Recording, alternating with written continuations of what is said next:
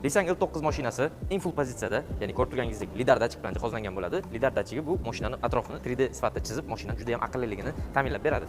Mashinamiz ko'rib turganingizdek gabariti jihatidan BMW X7 ga yaqin bo'ladi hamda bu mashinamiz pnevma podveskada. Bu pnevmani qanaqa ishlashini hozir ko'rib o'tasiz.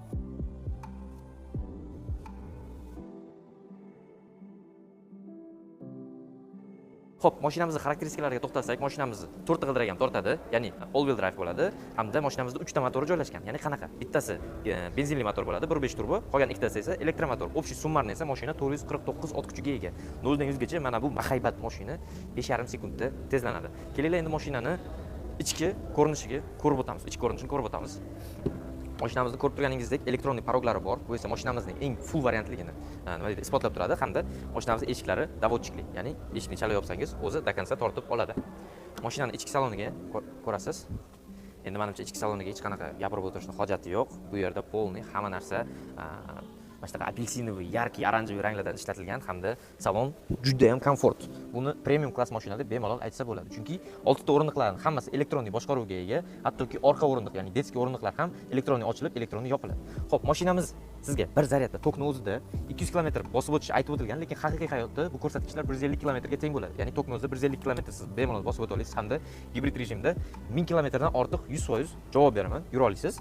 Xo'p, mashinamizni mana tablolari ham antiqa, ya'ni rulni o'zida joylashganligiga qaramasdan turib, yana bu elektronniy tablo, ya'ni sensorli tablodan qilingan hamda ko'rib turganingizdek ko'p funksiyalik. Bu yoqda esa multimedia boshqaruv, o'ng tarafda cruise kontrollari, mashinani 360 gradus kameralari, ish qilib hamma funksiyalari bor mashinamizda.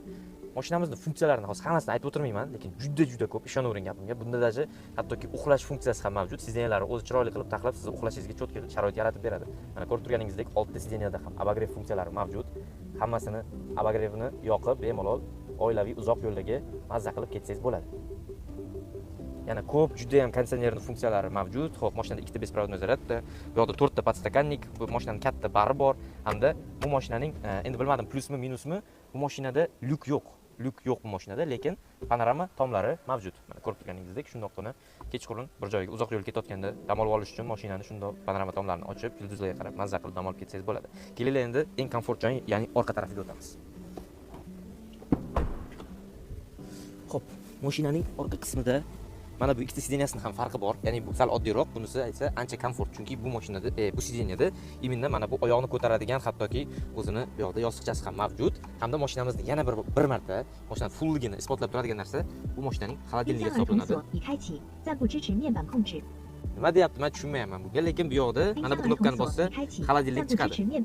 Xolodilnigi bor mashinaning 100%. Hamda men o'tirgan sidenyani bu yoqda o'zini как будто samolyotda ketayotgandek his qilasiz, ya'ni o'zining stoligi ham mavjud. Mana bu yostiqlariga esa отдельный baho berish kerak, chunki juda ham yumshoq, juda ham komfort yostiqlar.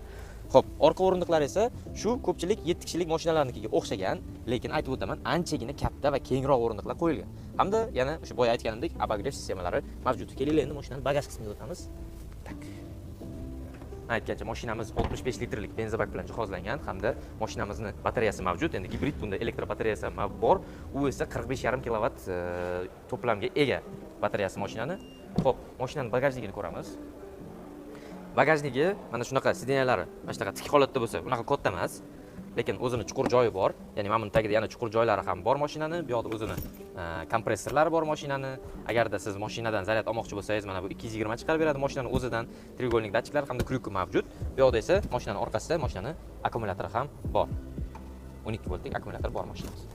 Boya aytganimdek, bu mashinada hattoki orqa qator sidenyalari elektronik deb bejizga aytmadim.